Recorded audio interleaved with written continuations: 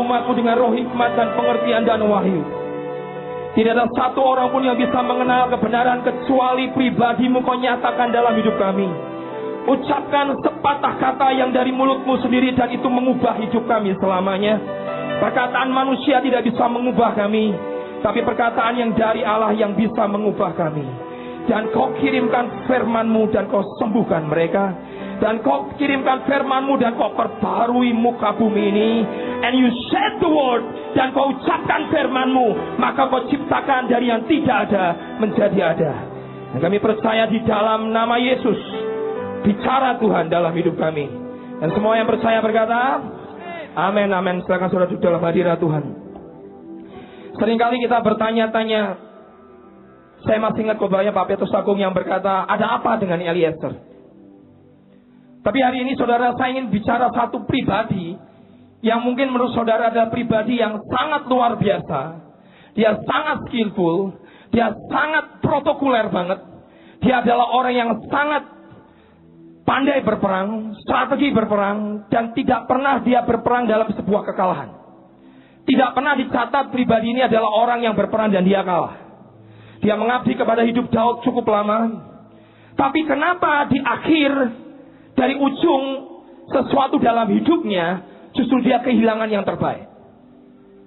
Coba bayangkan, orang yang sangat strategis, orang yang sangat hebat dalam berperang, orang yang sangat mengalahkan musuhnya berkali-kali, orang yang sangat protokoler, tapi di akhir hidupnya dia kehilangan semuanya.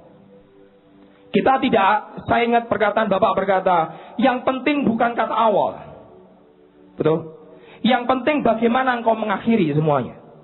Apakah engkau mengakhiri dengan kuat? Makanya keluarkan perkataan finish strong. Akhiri hidupmu dengan kuat. Bukan dari mana engkau berawal mengawali dengan kuat, tapi engkau akhiri dengan daging, kata Alkitab. Tapi biarlah hidupmu engkau awali dengan kuat, tapi engkau akhiri dengan kuat. Tapi pribadi ini dia tidak mengakhiri dengan kuat. Siapa namanya? Dia adalah Yoab. Kita akan lihat bersama di kitab 2 Samuel pasal 3 ayat 23. Ayat yang cukup panjang. Dan ayat ini akan menggambarkan banyak hal dalam hidup kita. Di 2 Samuel 3 ayat 23. Tolong dikeluarkan di LED. Alkitab berkata ketika Yoab bersama dengan tentaranya sudah pulang, diberitahukan kepada Yoab demikian. Abner bin Ner telah datang kepada raja, ya sudah dibiarkannya pergi dengan selamat. Kemudian pergilah Yoab kepada raja, katanya, apakah yang telah ku perbuat? Abner telah datang kepadamu, mengapa engkau membiarkan begitu saja? Apakah engkau tidak kenal Abner bin Ner itu? Ia datang untuk memperdaya engkau, dan untuk mengetahui gerak-gerikmu, dan untuk mengetahui segala yang hendak kau lakukan. Sesudah itu keluarlah Yoab meninggalkan Daud, dan menyuruh orang menyusul Abner. Lalu mereka membawanya kembali dari perigi Sirah tanpa diketahui Daud. Ketika Abner kembali ke Hebron, maka Yoab membawanya sebentar ke samping di tengah-tengah pintu gerbang itu, seakan-akan hendak berbicara dengan dia dengan diam-diam. Kemudian ditikamnyalah di sana perutnya sehingga ia mati, membalas darah Asahel adiknya. Ketika hal itu didengar Daud, kemudian berkatalah ia, aku dan kerajaanku tidak bersalah di hadapan Tuhan sampai selama-lamanya terhadap darah Abner bin Ner itu. Biarlah itu ditanggung oleh Yoab sendiri dan seluruh kaum keluarganya. Biarlah dalam keturunan Yoab tidak putus-putusnya ada orang yang mengeluarkan lelehan, yang sakit kusta, yang bertongkat, yang tewas oleh pedang atau kekurangan makanan. Yoab tidak pernah sembuh dari lukanya. Alkitab berkata pada saat Daud sedang berrekonsiliasi dengan Abner, Daud berkata, mari Abner bergabung dengan saya, bawa seluruh Israel datang kepadaku, karena Abner adalah panglima Saul. Dan Abner sudah dia rekonsiliasi dengan Raja Daud, tetapi Yoab tidak mau. Bahkan Yoab membunuh, menikam Abner di luar sepengetahuan daripada Daud. Kenapa saudara? Saya masih ingat perkataan ini berkata, personal war. Dia punya namanya perang pribadi. Dia punya namanya kesakitan, dia punya yang namanya dendam, dia punya yang namanya hidup yang penuh dengan namanya balas dan membalas dan membalas. Ada orang yang hidupnya ingin membuktikan, tapi kalau ditarik dari akar hidupnya adalah sebuah balas dendam. Dia tidak membunuh secara fisik sih. Tapi hidupnya isinya adalah pembuktian yang kalau ditarik akarnya adalah akar dari pahit atau luka. Yoab tidak pernah sembuh dari lukanya. Dia memilih yang membunuh adiknya Asahel. Dia bunuh Abner. Dan Daud marah. Dia keluar kutukan kepada hidup Yoab. Keturunanmu akan tewas oleh pedang, akan keluar lelehan. Hidupnya akan sangat menderita. Karena Daud berkata, kamu melakukan di luar pengetahuanku. Saudara, jangan pernah simpan namanya luka dalam dirimu. Pada saat orang tidak mau terima saudara, jangan pernah kau tertolak. Pada saat saudara tidak di-accept, dihargai pendapatmu oleh orang lain, jangan pernah kau ditolak, merasa ditolak. Saya kutip satu ucapan perkataan yang kemarin saya dapat dari renungan harian dari Bapak Petrus Agung. Beliau berkata begini, Saul adalah raja yang luka. Raja ini adalah raja yang sejak di awal semua rakyat percaya kepadanya. Saat ingin mendapatkan kepercayaan rakyat, malah dia kehilangan kepercayaan Tuhan. Ada orang yang hidupnya ingin mendapat namanya kepercayaan orang, tapi malah di ujungnya dia kehilangan kepercayaan Tuhan. Saul orang yang luka, saat dia menyelamatkan Raja Agag, malah mahkotanya dicopot oleh Tuhan. Saya bayangkan. Kemudian saat menang harusnya menjarah dengan kuat, malah rakyat disuruh puasa, hidupnya terasa selalu salah dan selalu tidak pas. Apa saudara? Luka. Dia mempersembahkan korban juga salah. Dia menarik jubah Samuel malah robek. Akarnya di mana? Luka. Dia tidak merasa diterima oleh Tuhan lagi. Dia merasa ingin mendapatkan kepercayaan rakyat malah kehilangan. Kenapa selalu salah? Luka menyebabkan dia tidak pernah maksimal. Saudara perhatikan. Luka tidak pernah membuat engkau menjadi maksimal. Bahkan kau tidak bisa normal. Akibatnya kau jadi letih. Dan Tuhan pun akan letih. Seorang yang luka akan mengacaukan semua yang dalam hidupnya. Karena itu jangan biarkan ada luka menganga dalam hidupmu. Penolakan rakyat membuat Saul terluka. Jika ada yang menolakmu, jangan biar itu melukaimu. Kalau saudara dilukai, saudara tidak diterima. Ada orang yang menolak saudara. Jangan itu melukai saudara. Yang pertama, Yoab tidak pernah sembuh dari lukanya. Yang kedua, saudara, bagaimana mungkin orang yang seperti ini bisa mengakhiri hidupnya dengan tidak kuat? Alkitab berkata di kitab 2 Samuel 3 ayat 39, Daud pernah mengucapkan perkataan yang membuat dia menurut saya sesuatu yang sedih di hatinya. Daud berkata di 2 Samuel 3 ayat 39, tetapi aku ini sekarang masih lemah.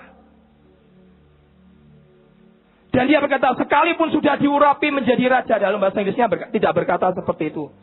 Bahasa Inggrisnya berkata, I am the one is chosen king. Aku adalah raja yang dipilih.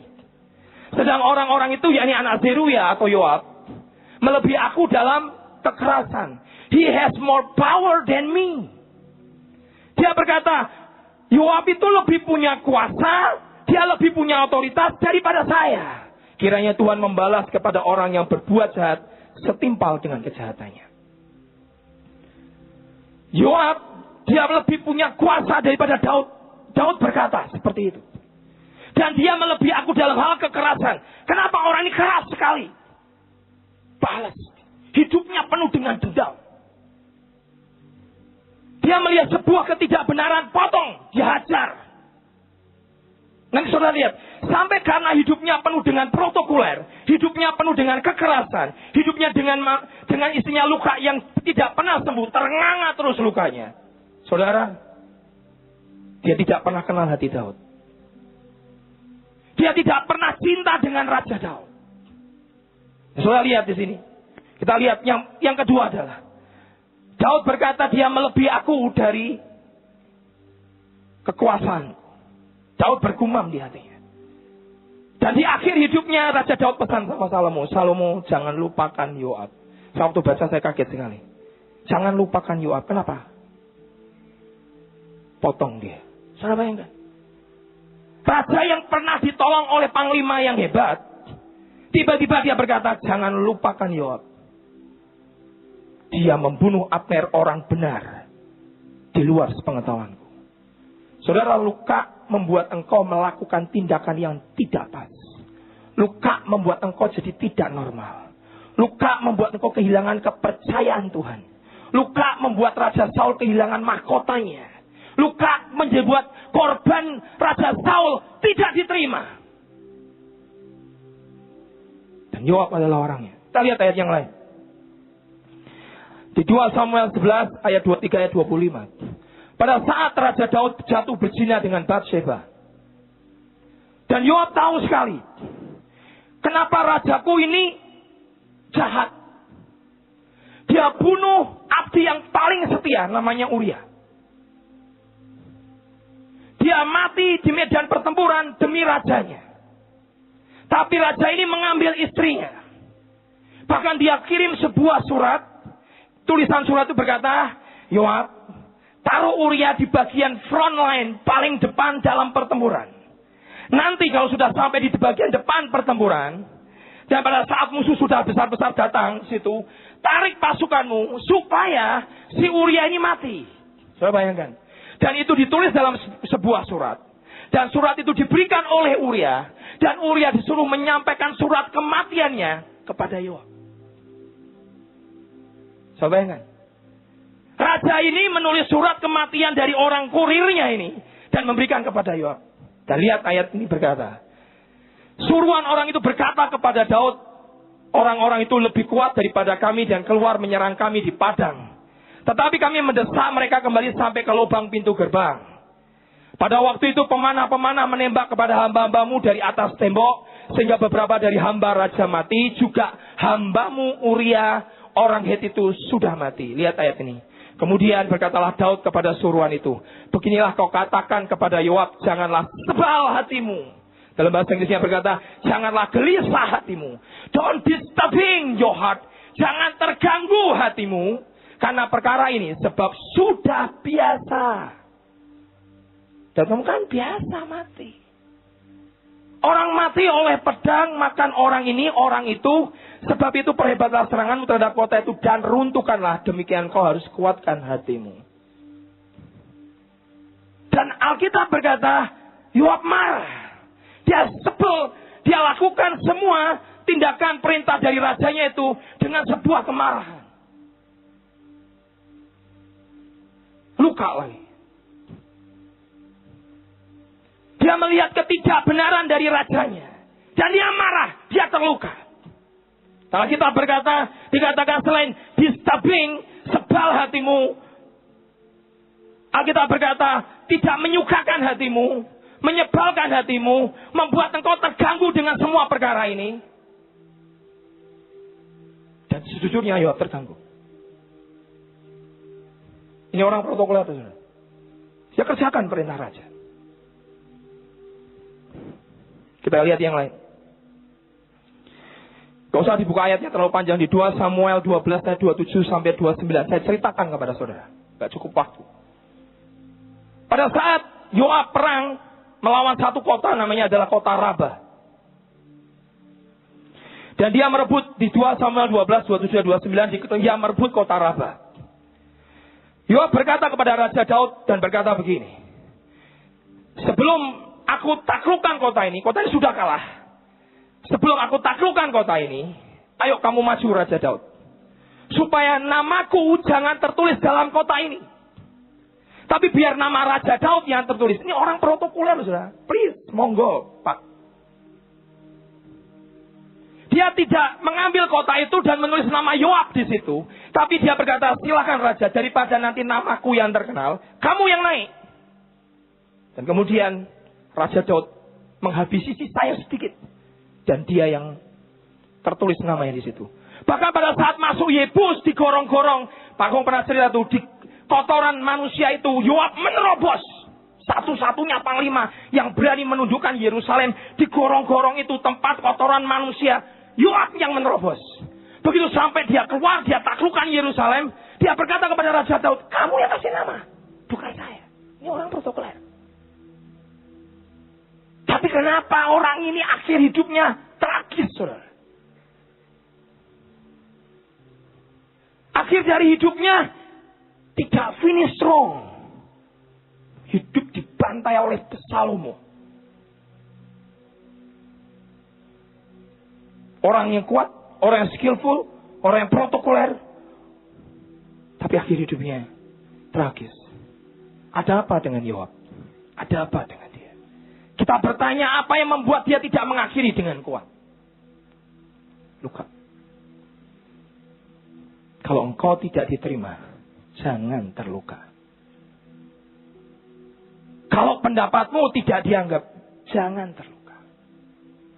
Kalau korbanmu tidak naik seperti Kain, jangan marah. Kau bunuh saudaramu. Dan apa yang terjadi? Peristiwa yang lain di 2 Samuel 24 ayat 1-4.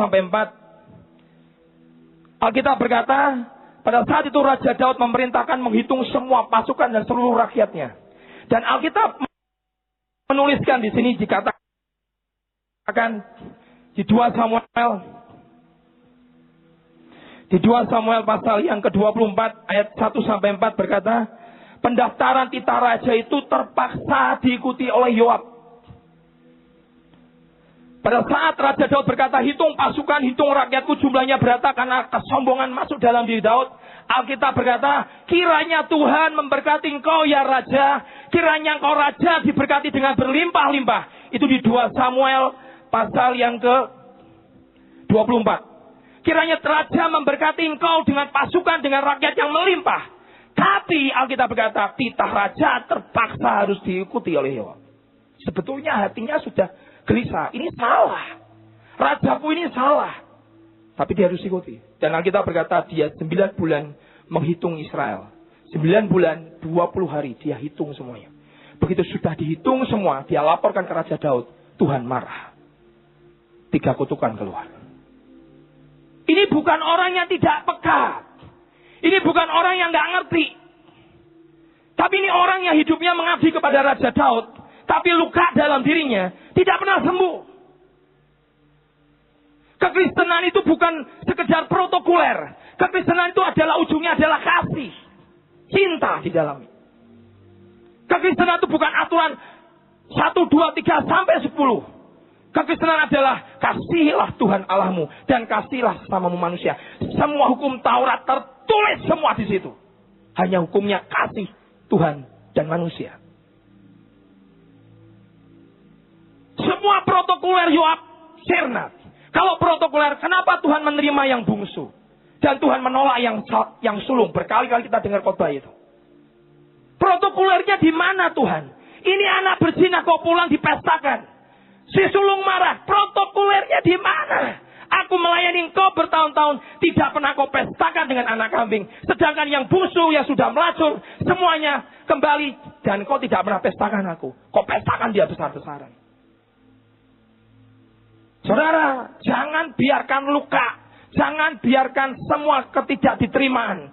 Semua penolakan. Semua ucapan. Semua perkataan. Semua apapun dalam hidupmu membuat engkau terluka dalammu. Luka di luar kasih obat sembuh. Luka di dalam belum tentu sehari sembuh. Yoab contohnya. Yang di 2 Samuel 19 ayat 5-7. Raja berkata kepada Daud, nanti kalau perang sama Absalom, si pemberontak, anakku pemberontak ini. Di 2 Samuel 19, 5-7. Dia berkata, nanti kalau perang sama Absalom, tolong jangan dibunuh. Betul? Saudara, apa yang terjadi?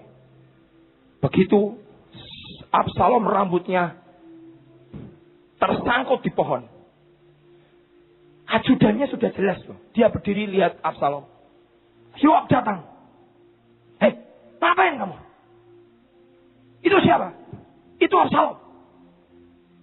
Tikamlah. Ini pemberontak. Ini orang yang meniduri gundik daripada raja. Ini pemberontak bangsa. Dia membuat raja kita keluar dari istana. Tapi Daud sudah ngomong, jangan dibunuh Absalom. Sayangkan buat aku. Yoab tidak mau tahu. So what? Pemberontaknya dibunuh.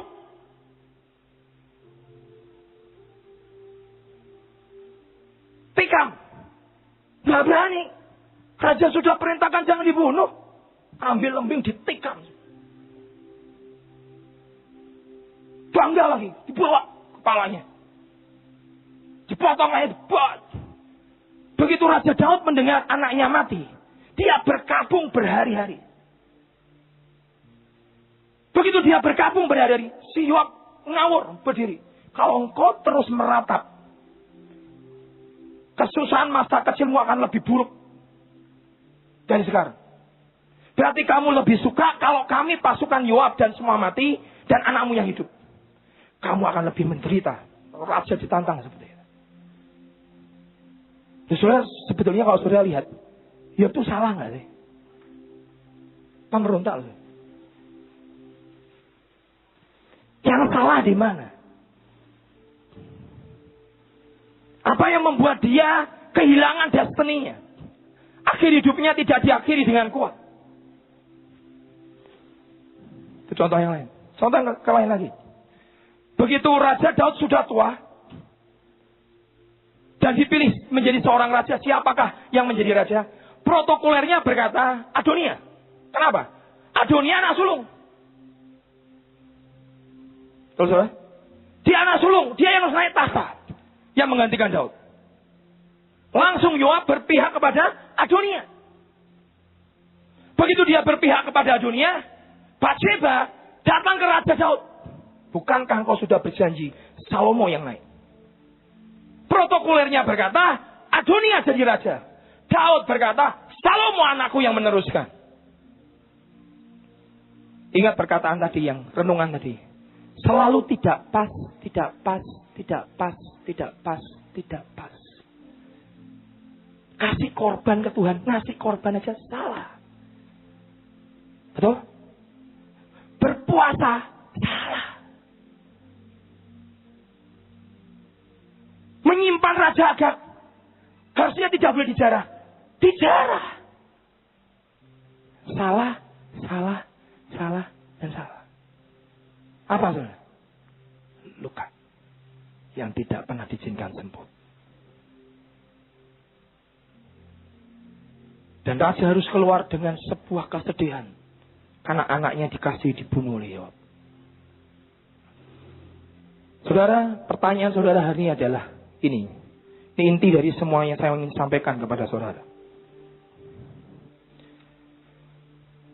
Yoab itu hanya cinta perbuatan Tuhan dalam hidup Daud. Yoab itu hanya cinta dengan destiny Daud. Yoab itu hanya cinta dengan visi-visinya Daud yang besar. Yoab itu hanya cinta dengan semua perbuatan Daud yang perkasa. Anointed one. Raja yang diurapi dari Israel.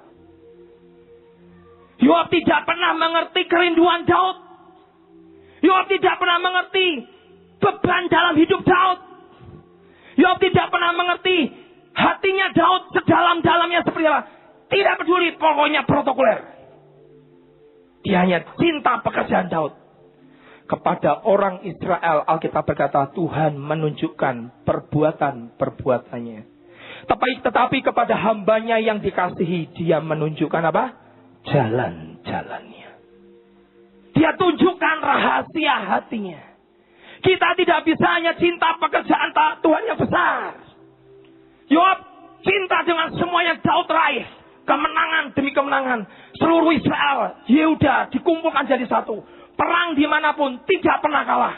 Strategi perang selalu menang. Tapi Yoab satu kuncinya hari ini. Dia tidak pernah cinta kepada rajanya. Dia tidak pernah cinta kepada Daud. Dia hanya cinta perbuatan-perbuatan Tuhan dalam hidup Daud. Satu kali waktu kami pulang dari Singapura, ada seorang hamba Tuhan. Saudara sudah baca di internet, di Facebook, dimanapun ramai. Masuk pengadilan, Dan kemudian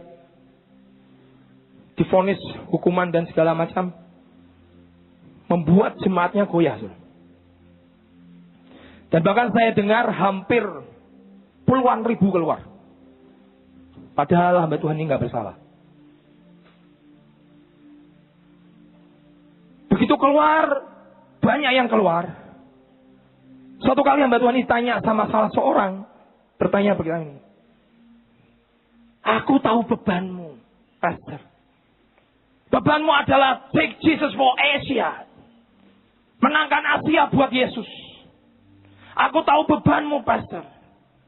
Memenangkan seluruh Singapura buat Tuhan. Aku tahu visimu, Pastor. Aku tahu bebanmu yang paling besar adalah memenangkan jiwa. Soul winning church. Gereja yang selalu memenangkan jiwa. Aku tahu bebanmu. Dan hamba Tuhan ini menggelengkan kepala. You don't know me. Kamu gak kenal saya. Kamu gak ngerti hatiku. Kamu gak ngerti bebanku yang selama ini aku pikul. Kerinduan di dalam hatiku. Engkau gak ngerti. Yang kau ngerti cuma perbuatanku. Dapur umum. MHC. Gereja besar. Menangkan ribuan jiwa. Dan hamba Tuhan ini berkata, kamu hanya lihat gereja yang 32.000 jemaatnya.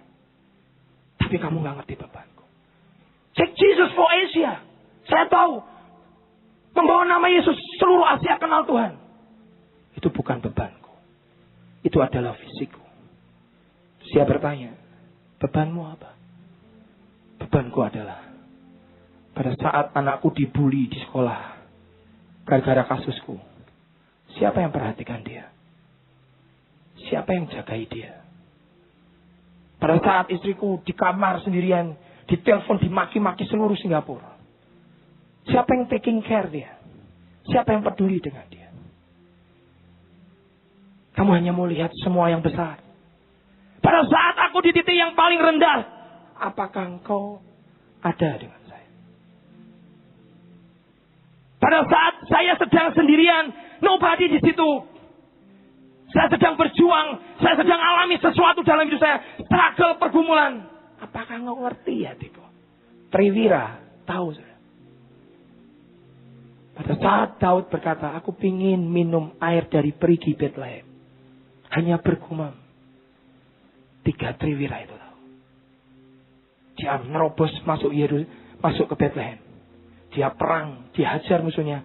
Hanya cuma ngambil secangkir air dari sumur Bethlehem. Saudara cinta perbuatannya? Apakah saudara cinta dengan pribadinya? Kalau ada orang berkata mengkultuskan Pak Petrus Agung, saya enggak. Saya cinta beliau. Saya dengar beberapa teman, waktu saya ke Solo, teman ini cerita sama saya, Pak, pembantu saya itu tanya sama saya, ibu itu waktu bapak mati, waktu papahnya meninggal, ibu nangis cuma sehari, selesai. Tapi ini ada orang yang ibu aja nggak pernah ketemu sekali, paling didoakan, ditumpangi tangan. Ibu hanya dengarkan khotbahnya dia. Tapi ini ibu ini berhari-hari nangis terus. Siapa tuh bu orang itu? Pembantunya tanya, siapa tuh bu orang itu? Kamu gak ngerti sih. Dia memberkati hidup saya sangat luar biasa. Sudah dengar cerita waktu pemakaman bapak? Supir ojek, ini cerita ternyata bukan hoak, saudara. Bahkan saya bertemu dengan orang yang ngalami sendiri yang naik taksi itu.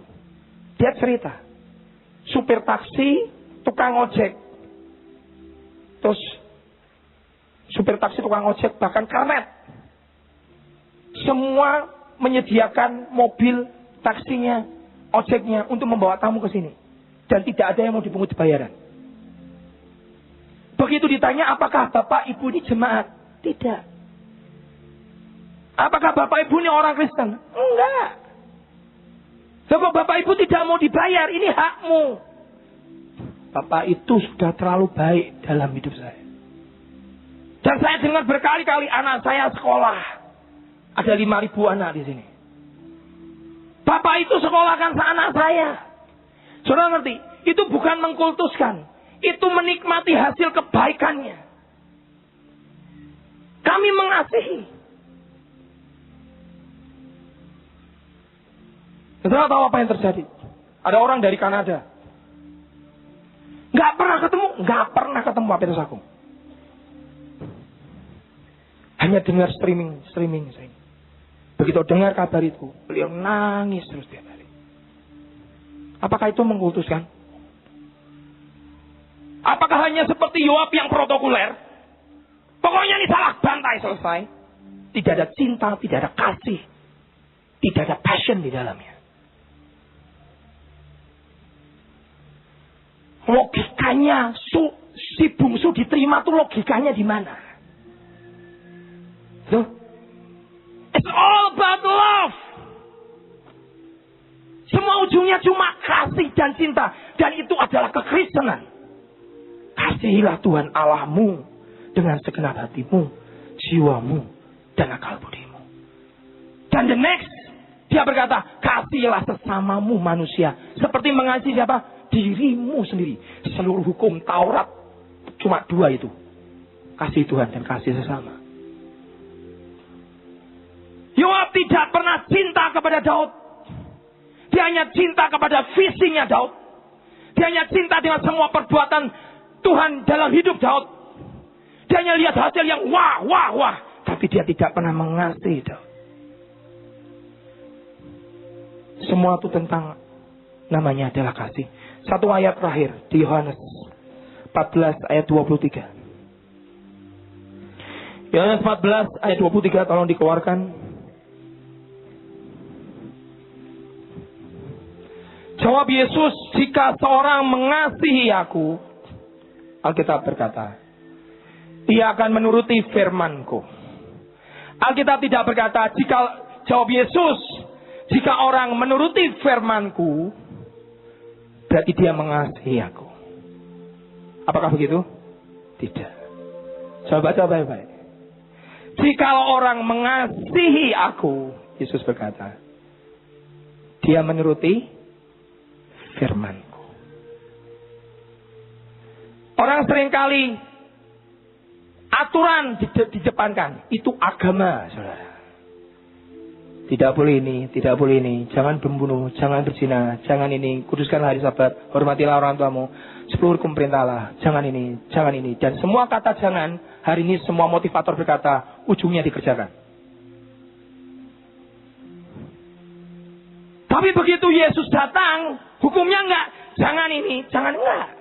Begitu Yesus datang, kalau you will love your God wholeheartedly, kalau engkau mencintai Tuhan dengan segenap hatimu, jiwamu, akal budimu,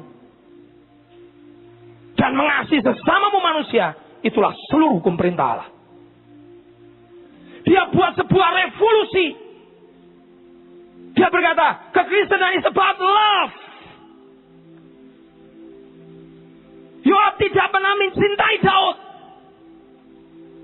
Dia hanya biarkan dendam, kemarahan, luka ternganga dalam dirinya. Dia tidak pernah izinkan hatinya sembuh. Kekristenan adalah love. Kasih Tuhan, kasih sesama. Firman berkata, kalau engkau mengasihi aku, engkau bisa menuruti firman-Ku. Tapi kalau saudara balik, engkau turuti firman-Ku, nanti kamu bisa mengasihi Tuhan. Pasti tidak bisa. Tidak ada orang yang melakukan hukum Taurat dan dia bisa dan berhasil, betul? Sampai hari ini tidak ada satu manusia yang mengerjakan aturan dan tidak pernah satupun yang tidak melanggar kecuali Yesus. Karena Yesus menggenapkan hukum Taurat dan dia ubah hukumnya adalah hukum kasih. Tapi manusia lebih cenderung, kok nggak boleh ini, kok nggak boleh ini, kok nggak boleh ini, kok nggak boleh ini. Karena dia tidak mengasihi Tuhan. Kalau dia mengasihi Tuhan, perintah-perintahnya itu dengan sendirinya kita cintai. Saya tadi malam cerita sama Nayut. Jatuh cinta itu memungkinkan semuanya. Betul nggak? Orang kalau saudara lihat anak saudara yang masih remaja, kalau sudah jatuh cinta, tai kambing rasanya coklat. Padahal rasanya pahit. Kok Bapak tahu? Diceritain. Saya nggak pernah makan, saudara. Kalau cinta sudah melekat, tai kambing rasa coklat, itu pun ucapannya Pak Petrus Agung sih. Saya hanya mengutip. Beliau berkata, kalau cinta sudah melekat, tai kambing rasa Van Houten. Cinta itu memungkinkan semuanya. Hukum perintah Allah dengan gampang kau berkata, Tuhan aku mengasihi engkau. Know all that I am is yours. Tiba-tiba kalau cinta itu sudah melekat, kau berkata, know all that I am. Semua di dalam diriku adalah milikmu Tuhan. Know all. Semuanya adalah milikmu. Tapi kalau saudara tidak pernah cinta Tuhan, ya jangan semua tuh Tuhan, masa diminta semua? Itu nggak cinta. Saudara tanya tuh anak remaja, wah kalau anak remaja, saya kan youth pastor kan cukup lama saudara. Wah kalau sudah jatuh cinta mereka, semuanya kok. Bangun jam 2, jam 1, jam 3 pagi, nggak apa-apa. Demi kekasih adindaku, sang putri rajaku. Rawi-rawi rantas malam-malam buntung, Bandung lautan api. Cinta, it's all about love. Joab tidak pernah cinta kepada Raja Daud. Dia hanya cinta visinya. Dia cinta pekerjaannya.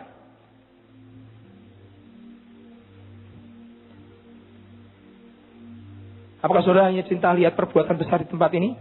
Gedung salah satu terbesar, dapur umum yang sudah melayani begitu ribuan anak, sekolah terang bangsa dengan 5.000 anak. Saya lagi berkata, Pak tolong saya loh Pak, Bapak minta 10.000, caranya piye ngitungnya gimana saya nggak tahu loh.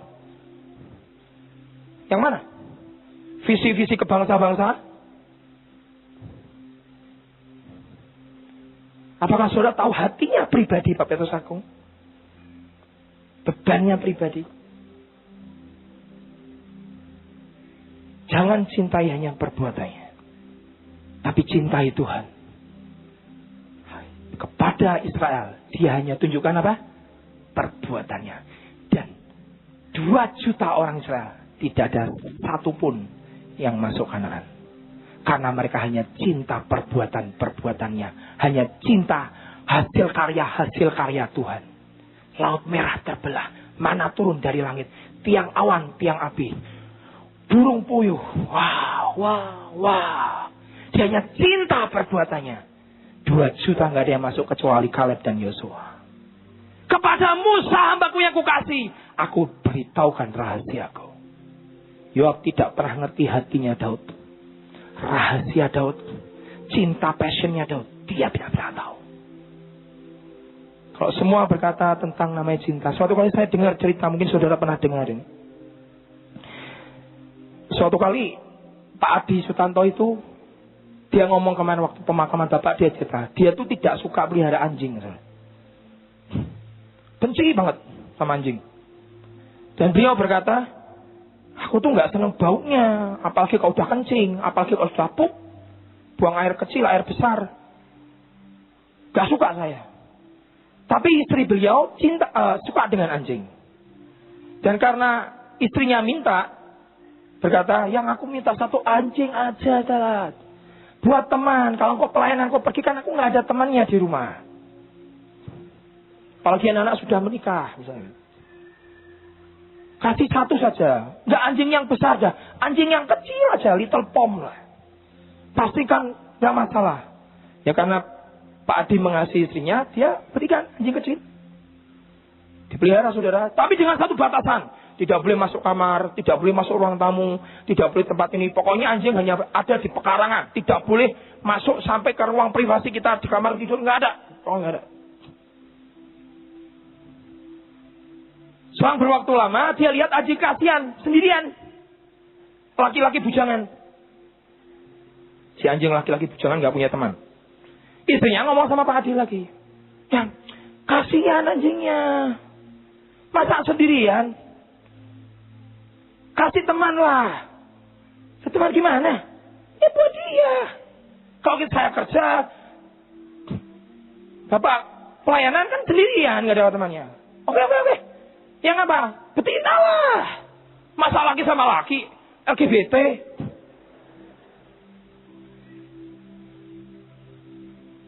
Ya laki betina lah. Jantan betina lah. Ya kalau jantan betina, saudara tahu sendiri apa yang terjadi kan? Beranak, saudara. Jadi 5. Dan ini beliau cerita bagus sekali. Tiba-tiba, suatu kali beliau pergi pelayanan dengan istrinya. Dan anjingnya sudah beranak 5. 2 anjing, jantan betina, dan 5 anaknya. Di dalam rumah. Begitu beliau pulang dan istrinya pulang, dia masuk ke dalam rumah. Ada peristiwa yang menurut saya itu hari itu Pak Adi Sutanto tertolak seumur hidupnya. Apa yang terjadi? 5 anjing dan 2 anjingnya itu berlari-lari, mengerumuni istrinya semua. Dan Pak Adi sendirian. Anjingnya kebangetan milih-milih. Dia cerita, tidak ada satu anjing yang dekati dia. Jilatin nggak ada. Semua 7-7-nya lari ke dia. Peluk, ciumin, ekornya gini-gini itu semua ke istrinya. Tidak ada satu pun anjing yang ke dia. Hari itu Pak Adi Sutanto tertolak sekali. Saudara, anjing aja tahu siapa yang mengasihi dia. Dia ngerti siapa yang cinta, siapa yang care, siapa yang peduli, dia tahu. Kekristenan is all about love. Greater are you.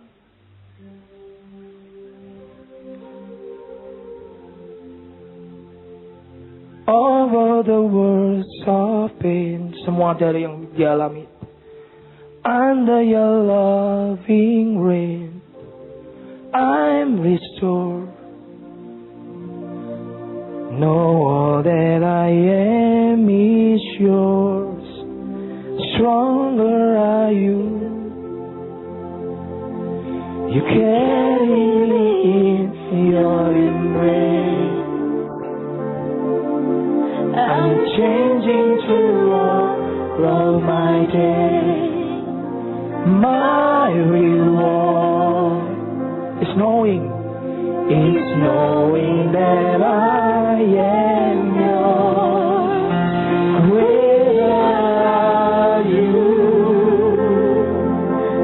Over the words of pain. Under your loving rain, I'm restored.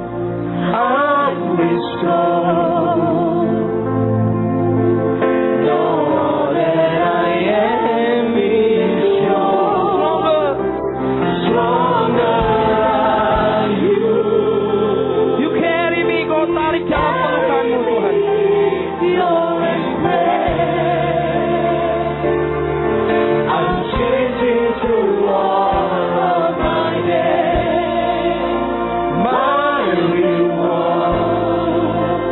Saudara, is knowing that I am yours. Tahu kalau kita ini miliknya. Itu apa, saudara? Cinta, kasih. Know all that I am, semua yang ada dalam diriku is yours. Adalah milikmu, Tuhan. Kekristenan jangan dibuat aturan lagi. Sudah dibayar oleh Yesus Kristus. Saudara mau hebat berperang, mau strategis, mau protokoler, mau jago apapun dalam hidupmu, mau skillful seperti apapun. Kalau saudara tidak punya kasih, ada 3: iman, pengharapan, dan kasih. Dan yang terbesar adalah kasih. Mari bangun diri sama-sama. Datang kepada Tuhan. It's all about love. Semua tentang cinta dan kasih. Jangan biarkan luka itu terus menggerogoti dan ternganga dalam dirimu. Pada saat kasihnya mengalir dalam hatimu, itu menyembuhkan. To restore. To restore. Come on. Greater are you. All of the world.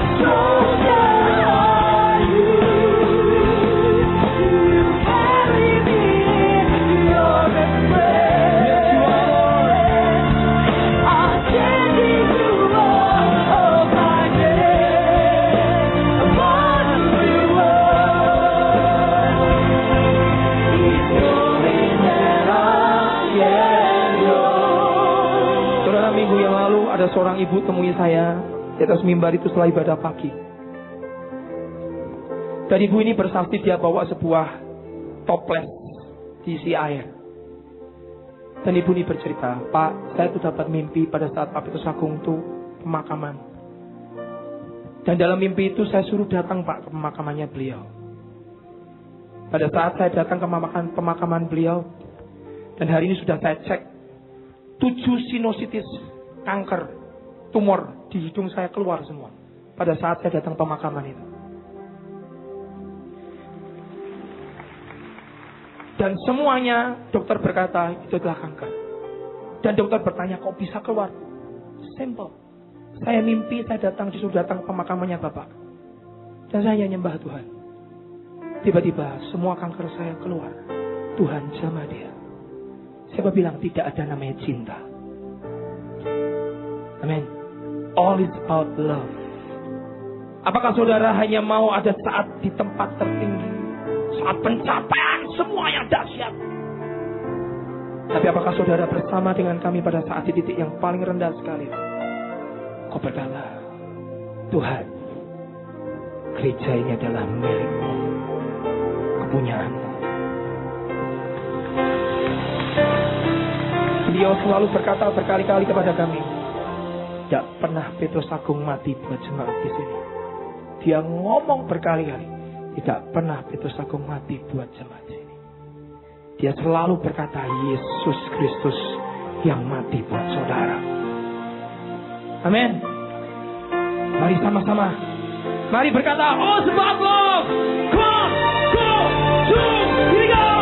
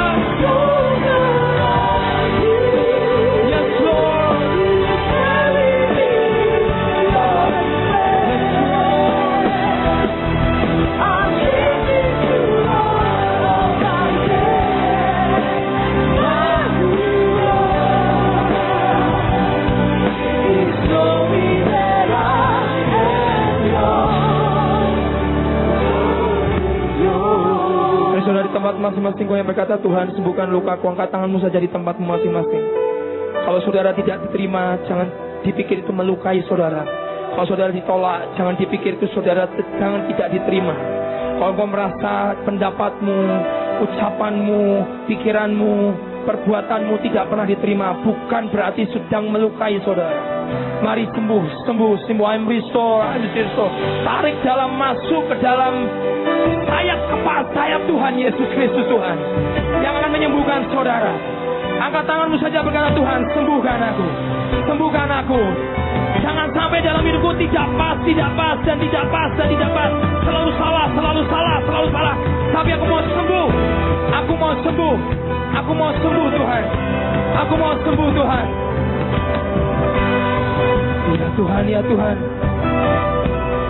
Tuhan. Ya Tuhan. Kau lihat setiap tangan-tangan yang diangkat Tuhan, Kau sembuhkan setiap kami Tuhan. I'm restored under the loving rain. Di bawah hujan kasih dan cintamu kami disembuhkan Tuhan. Terima kasih Tuhan, angkat tanganmu tinggi bersama setiap hidup kami dan hati kami Tuhan. Dan Kau sembuhkan. Tidak ada Yoab di tengah-tengah kami. Kami adalah orang hidup karena cinta dan kasih kami kepada Allah kami. Kami percaya kalau kami mengasihi Tuhan kami akan mencintai saudara-saudara kami. Kami berdoa di dalam nama Yesus. All is about love. Semua adalah tentang kasih dan cinta. Dan kami berdoa di dalam nama Yesus. Terima kasih untuk firman-Mu. Sebentar kami akan bawa Tuhan perjamuan ini. Kan kami percaya ini adalah lambang daripada kami sedang bersekutu Tuhan dengan Engkau. Dan hamba berdoa di dalam nama Yesus kami berdoa. Amin.